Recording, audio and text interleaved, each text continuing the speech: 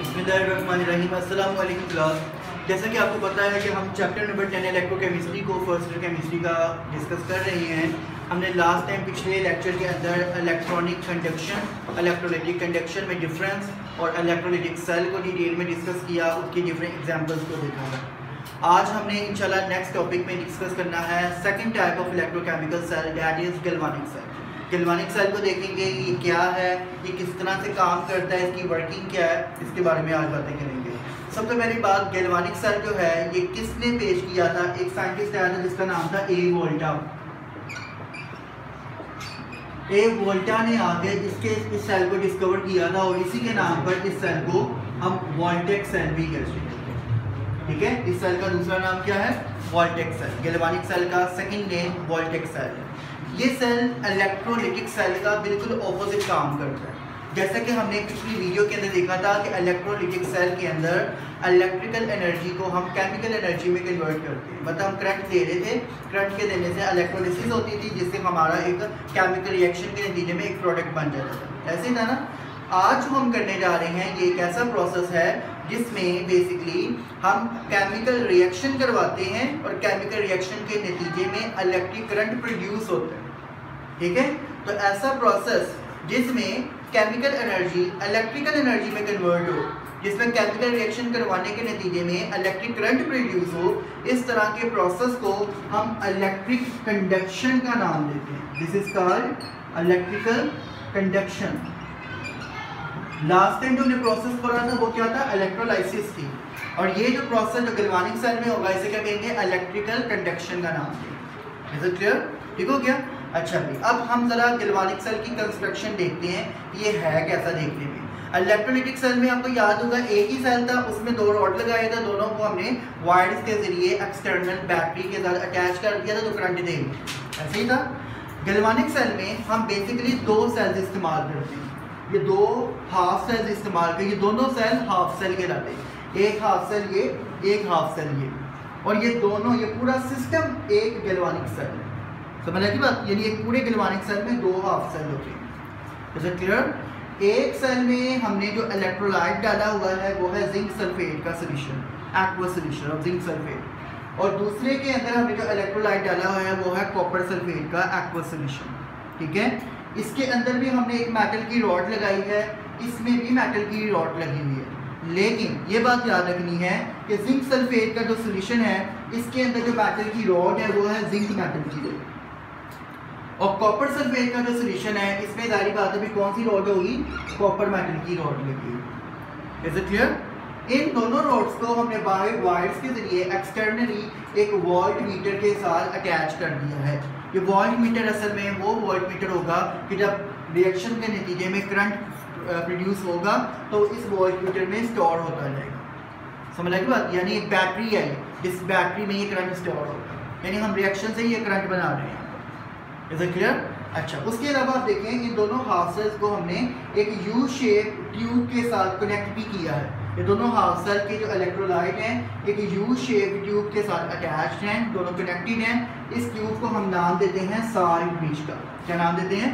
Salt bridge. ये असल में एक ब्रिज का काम करता है जो कि इधर के साल्ट को, मतलब इधर के आयंस को इधर और यहाँ के आयंस को इस तरफ मूव करने में मदद करता है। समझ लगी बात? ठीक हो गया? अच्छा, अब पहले तो ये समझ लें कि इस साल्ट ब्रिज का काम क्या होता है। साल्ट ब्रिज का असल में काम ये होता है कि अगर एक सेल के अंदर लेट्स सपोज कोई आयन की तादाद ज़्यादा होगी, इधर कैटायन ज़्यादा है, इधर कैटायंस कम है, तो क्या होगा? इधर से कैटायंस मूव करके इधर आना शुरू हो जाएंगे। इधर एनायन ज़्यादा है, इधर एनायन कम है, तो इधर से एनायन मूव करके इधर किसके जरिए आएंगे? इस साल्ट ब्रिज से होते हुए इधर आएंगे।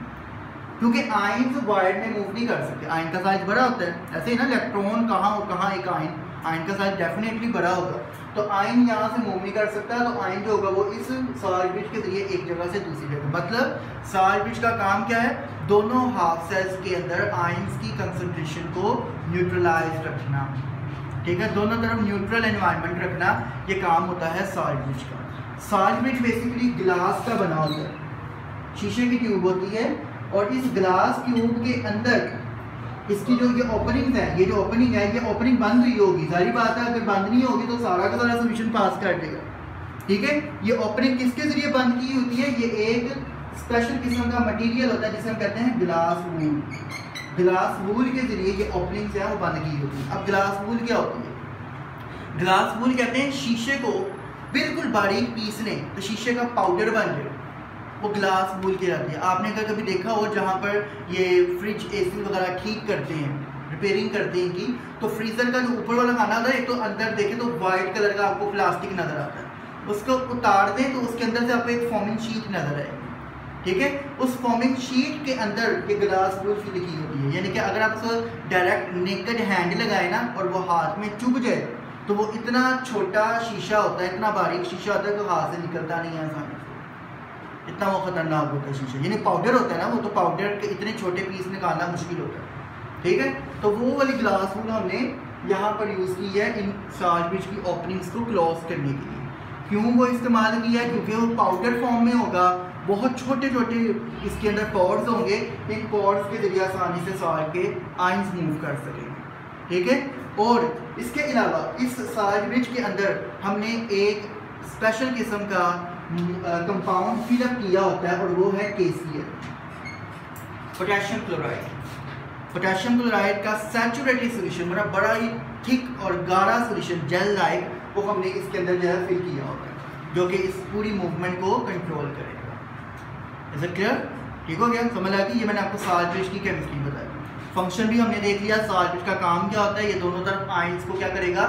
न्यूट्रलाइज करेगा। ठीक है, अब चलते हैं असल वर्किंग की तरफ, जो कि हमारे गैल्वानिक सेल की वर्किंग है। तो गैल्वानिक सेल की वर्किंग को देखें। अच्छा, एक और बात इसमें देख लें, आपने जैसा कि देखा कि एक एनोड है एक कैथोड है, एज यूजुअल जैसे होते हैं, लेकिन आप देखें इलेक्ट्रोलाइटिक सेल में हमने देखा था एनोड पर पॉजिटिव चार्ज होता है और कैथोड पर नेगेटिव चार्ज होता है। लेकिन यहाँ पर एक उल्टा काम हो रहा है, एनोड पर नेगेटिव चार्ज है और कैथोड पर पॉजिटिव चार्ज है। इसकी वजह क्या है? इसकी वजह यह है कि इलेक्ट्रोलाइटिक सेल में तो हम बैटरी लगाते थे ना, वो करंट वाली, करंट देना होता था, वो वाली बैटरी होती थी, और जो पॉजिटिव टर्मिनल से अटैच होता था उस पर पॉजिटिव, और जो नेगेटिव से होता था उस पर नेगेटिव चार्ज होता था, वो तो सीधा काम था। यहाँ ऐसा नहीं है। यहाँ पर ये जो हमने वोल्ट मीटर लगाया हुआ है या जो स्टोरेज बैटरी लगाई है, इसमें कोई ऐसे टर्मिनल्स नहीं है। ठीक है, तो इस रॉड पर माइनस और पॉजिटिव चार्ज कैसे आएगा फिर? असल में जो ये आयंस अंदर मूव कर रहे होते हैं ना, इन आयंस की मूवमेंट की वजह से ये जहाँ पर जो जिंक सल्फेट का सोल्यूशन है, जिंक सल्फेट के सोल्यूशन की वजह से जिंक मेटल रॉड लगी है। जिंक मेटल रॉड हमेशा क्या करती है? ऑक्सीडेशन करती है। क्यों करती है वो बाद में बात करते हैं। और ऑक्सीडेशन करती है मतलब ये अपने इलेक्ट्रॉन्स क्या करेगी? लॉस करेगी क्या गेन करेगी? लॉस करेगी, जाहिर बात है। जब जिंक मेटल अपने इलेक्ट्रॉन लॉस करती है तो जिंक आयंस बनते हैं, वो सोल्यूशन में आ जाते हैं, और जो इलेक्ट्रॉन्स निकले होते हैं वो यहीं पर ही रह जाते हैं। और इस जगह पर एक्सेस ऑफ इलेक्ट्रॉन्स होने की वजह से इस रॉड के ऊपर क्या चार्ज आ जाता है? माइनस चार्ज आता है, क्योंकि ये कंटिन्यूसली अपने इलेक्ट्रॉन क्या कर रही है? लॉस कर रही है। समझ लगी बात की? इसके बरक्स अगर ये जिंक मेटल ऑक्सीडेशन कर रही है तो मजबूरन भी कॉपर मेटल की रॉड को क्या करनी पड़ेगी? रिडक्शन करनी पड़ेगी। ऐसा ही है ना, जब कॉपर मेटल की रॉड रिडक्शन करती है तो मतलब वो क्या करती है? रिडक्शन में इलेक्ट्रॉन क्या होते हैं? क्या होते हैं? गेन होते हैं। ठीक है, वो इलेक्ट्रॉन कैसे गेन हो रहे हैं? असल में जो नीचे कॉपर आयंस मौजूद हैं, ये कॉपर आयंस इधर से जो इलेक्ट्रॉन इधर फ्लो करके जा रहे होंगे उन इलेक्ट्रॉन्स को कैप्चर करते रहते हैं और न्यूट्रल होते रहते हैं। तो जब कॉपर आयंस यहाँ से इलेक्ट्रॉन्स कम होते जाएंगे ना इधर से, तो इस वजह से यहाँ पर क्या आता है? Positive charge. यानी यहाँ पर एक्सेस ऑफ इलेक्ट्रॉन्स हो रही है ऑक्सीडेशन की वजह से, और यहाँ पर रिडक्शन ऑफ इलेक्ट्रॉन्स हो रही है। और रिडक्शन ऑफ इलेक्ट्रॉन्स की वजह से लॉस नहीं कहेंगे यहाँ पर, फिर वो मिसकॉन्सेप्ट हो जाएगा। लॉस तो फिर ऑक्सीडेशन कहते हैं ना सिर्फ, या रिडक्शन ऑफ यहाँ पर इलेक्ट्रॉन्स हो रही है जिसकी वजह से यहाँ पर क्या आ गया? प्लस चार्ज आ गया। बात समझ लगी? क्लियर है? एक बार फिर रिपीट कर, मैंने बताया कि जिंक मेटल की जो रॉड होती है ये ऑक्सीडेशन करती है, और ऑक्सीडेशन करने से जब ये इलेक्ट्रॉन निकालेगी, कंटिन्यूसली से इलेक्ट्रॉन निकालने हैं, तो इस रॉड के ऊपर इलेक्ट्रॉन की एक्सेस हो जाएगी। एक्सेस ऑफ इलेक्ट्रॉन की वजह से इस पर क्या चार्ज आ जाएगा? Minus charge. इसने क्योंकि रिडक्शन करनी है इस रॉड ने, यानी इलेक्ट्रॉन ये गेन करती है, तो ये अंदर जो कॉपर आयंस होंगे ना, असल में वो कॉपर आयंस जैसे इलेक्ट्रॉन गेन करते रहेंगे, जिसकी वजह से यहाँ पे इलेक्ट्रॉन की डेफिशिएंसी होती रहेगी, और ये क्या कर देगी? इस पर प्लस चार्ज आना शुरू। समझ लगी बात की? यानी हो यहाँ रिडक्शन रही है और यहाँ ऑक्सीडेशन हो रही है, बट चार्जेस किस रेफरेंस से आ रहे हैं? एक्सेस ऑफ इलेक्ट्रॉन और रिडक्शन ऑफ इलेक्ट्रॉन। समझ लगी बात की? जबकि इलेक्ट्रोलाइटिक सेल में चार्जेस किस रेफरेंस से आते थे? किस टर्मिनल से बैटरी के अटैच है। वहाँ डिफरेंट ही कॉन्सेप्ट है, यहाँ और ही बात हो रही है, दोनों डिफरेंट रीजन है। अब क्लियर है सबको? अच्छा, तो ये होगी इसकी कंस्ट्रक्शन। अब हम चलते हैं इसकी वर्किंग की तरफ कि ये काम किस तरह से करता है। एज यूजुअल जैसा कि आपको पता है वर्किंग के अंदर हम दो चीज़ें देखते हैं, एक होता है एनोड पर वर्किंग और एक होती है कैथोड पर वर्किंग, ऐसे ही है ना। सबसे पहले हम बात करते हैं एट एनोड। एनोड के ऊपर आपको पता है क्या काम होता है, ऑक्सीडेशन होती है। ऑक्सीडेशन होती है मतलब लॉस ऑफ इलेक्ट्रॉन्स होते हैं। और कौन सी रोड दोनों में से एज ए एनोड काम कर रही है? Zinc road. तो जिंक मेटल की जो रोड है ये बेसिकली क्या करेगी, ये अपने अंदर से 2 इलेक्ट्रॉन लॉस करेगी, जिंक के ऊपर +2 चार्ज आ जाएगा और ये 2 इलेक्ट्रॉन्स निकलेंगे। ठीक हो गया? कोई इशू यहाँ पे? अच्छा, अब ये जो 2 इलेक्ट्रॉन जिंक ने अपने जिंक आयंस को नीचे शिफ्ट कर दिए सोल्यूशन के अंदर। ये 2 इलेक्ट्रॉन्स यहाँ से मूव करते हुए जा रहे हैं, इस वोल्टमीटर में इसमें इकट्ठे होते हैं और जब इसमें से पास करेंगे तो इसके अंदर करंट बनता रहेगा। मतलब इलेक्ट्रॉन्स का फ्लो ही तो करंट होता है ना, यानी यहाँ पर इलेक्ट्रॉन स्टोर होते रहेंगे और वोल्टमीटर में बैटरी के अंदर करंट स्टोर होता है। समझ लगी बात इस रिएक्शन की वजह से। अब यहाँ पर देखिए जिंक आयंस जो है ज़्यादा हो रहे हैं, ऐसे ही है। यहाँ पर कॉपर आयंस कम थे, अब इसको न्यूट्रलाइज करने के लिए साल्ट मदद करता है, क्या आयंस को इधर से इधर शिफ्टिंग वगैरह करता है। ठीक हो गया? अच्छा, अब देखो नेक्स्ट एट कैथोड।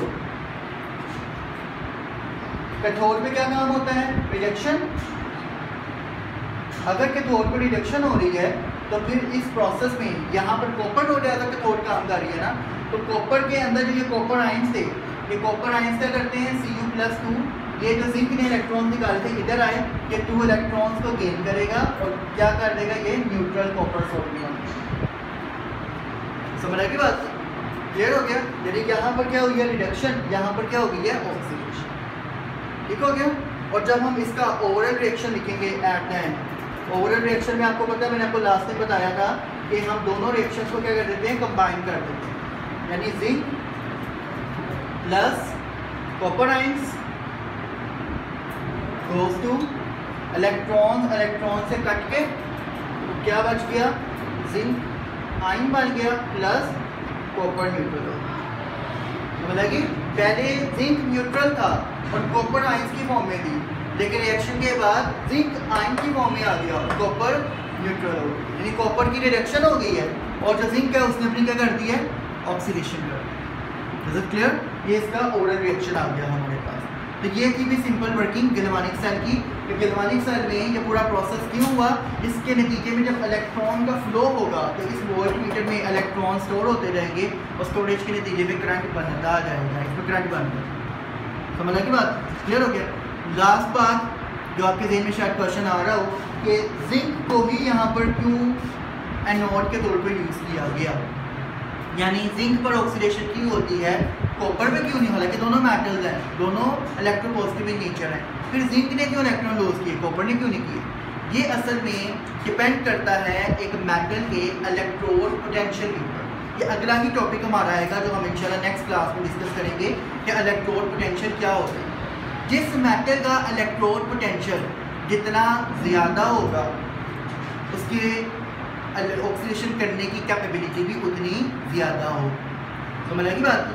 जिस मेटल का जो इलेक्ट्रोड पोटेंशियल है उसकी वैल्यू जितनी ज़्यादा होती है वो उतनी जल्दी ऑक्सीडेशन करती है। ठीक है?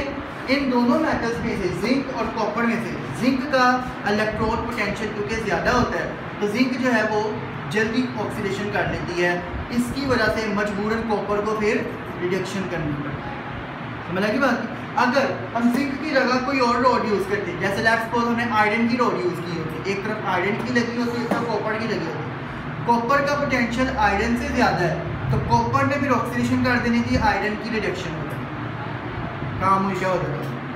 समझ लगी? तो ये सारी बात किस पर डिपेंड करती है, इलेक्ट्रोड पोटेंशियल की। ये क्या होता है, ये कैसे पता लगता है, ये पूरी बातें इंशाल्लाह इससे रिलेटेड कल डिस्कस नेक्स्ट टॉपिक में करेंगे।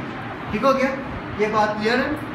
अच्छा भी अब लास्ट चीज़, ये तो हमने वर्किंग खत्म हो गई, साल्वेज का फंक्शन, गैल्वेनिक सेल कंप्लीट हो गया। अब एक बड़ी मजे की बात ये है कि galvanic cell can show reversible process. Galvanic cell को हम रिवर्स भी कर सकते हैं, मतलब कि अगर गैल्वेनिक सेल में जिंक ब्रॉड जो है ये एनोड का काम कर रही थी और कॉपर कैथोड का काम कर रही थी, इसके नतीजे में हमारे पास ये रिएक्शन हो रहा है। इस रिएक्शन को उल्टा भी किया जा सकता है, मतलब जिंक को हम जो है वो यहाँ पर कैथोड कर सकते हैं और कॉपर को एनोड कर सकते हैं। आप कहेंगे वो कैसे होगा? तो ये तब होता है जब हम इस वोल्ट मीटर को रिमूव करते हैं और इसकी जगह हम वही इलेक्ट्रोलिटिक सेल वाली बैटरी लगाते हैं। समझ आ गई बात की? और वो मैंने आपको बताया था, अगर तो ये पॉजिटिव टर्मिनल से अटैच है तो पॉजिटिव चार्ज आ गया, नेगेटिव से अटैच है तो नेगेटिव चार्ज आ गया। तो उस केस में ये सेल जो होगा गैल्वेनिक की बजाय इलेक्ट्रोलिटिक काम करना शुरू कर देगा। और जब ये इलेक्ट्रोलिटिक काम करना शुरू कर देगा तो कॉपर जो होगी ऑक्सीडेशन करने लग जाएगी और जिंक जो होगी वो रिडक्शन करने लग जाएगी। और ये सारा रिएक्शन उल्टा हो जाएगा, मतलब कि जहाँ पर कॉपर आयन इलेक्ट्रॉन गेन कर रहा था, इस केस में ये काम इस तरह उल्टा हो जाएगा, यानी कॉपर टूटेगी और इलेक्ट्रॉन निकलेंगे और कॉपर आयंस बनाएंगे। ये एनोड पे काम हो जाएगा और कैथोड पे काम क्या होगा? जिंक और इलेक्ट्रॉन आपस में मिलेंगे और इनके मिलने से ये जिंक मेटल उल्टा काम हो जाएगा। समझ लगी बात? यानी पूरा का पूरा प्रोसेस रिवर्स हो जाएगा। तो इसलिए हम कह सकते हैं कि हम गैल्वेनिक सेल के प्रोसेस को रिवर्स कर सकते हैं। कब कर सकते हैं? जब गैल्वेनिक सेल में जो वोल्ट मीटर है उसको रिमूव करके उसकी जगह इलेक्ट्रोलिटिक सेल वाली बैटरी लगा दी जाए, जब उसको करंट अप्लाई किया जाए। क्योंकि यहाँ हमने करंट अप्लाई नहीं किया, गैल्वेनिक सेल में करंट दिया है हमने करंट नहीं दिया, हमने जस्ट रिएक्शंस करवाए हैं। उन रिएक्शंस के नतीजे में ऑटोमेटिकली करंट प्रोड्यूस हो रहा है, ऐसे ही है। लेकिन जब हम इस बैटरी को रिमूव करके खुद करंट देना शुरू कर देंगे ना जान के, तो प्रोसेस सारा का सारा मजबूरन उल्टा हो गया। ठीक हो गया? तो ये था भी आज का हमारा टॉपिक, जिसका हमने देखा। अब इसमें इंपॉर्टेंट शॉर्ट क्वेश्चन आपसे क्या क्या पूछे जा सकते हैं? What is the construction of the galvanic cell, what is the function of salt bridge, इसी तरह से what is the chemical composition of salt bridge, किसका बना होता है ये, फिर general working of the galvanic cell, जो ये आपने रिएक्शंस देखी, और इसी तरह से लास्ट क्वेश्चन कि how galvanic cell can be reverse, इसको हम कैसे रिवर्स कर सकते हैं, ये लास्ट में शॉर्ट डिस्कस। ये था भी आज का हमारा टॉपिक, जिसको हमने डिटेल में देखा। किसी भी तरह का कोई क्वेश्चन हो तो आप उसे डिस्कस कर सकते हैं। कल इंशाल्लाह नए टॉपिक के साथ मिलेंगे, तब तक के लिए अल्लाह।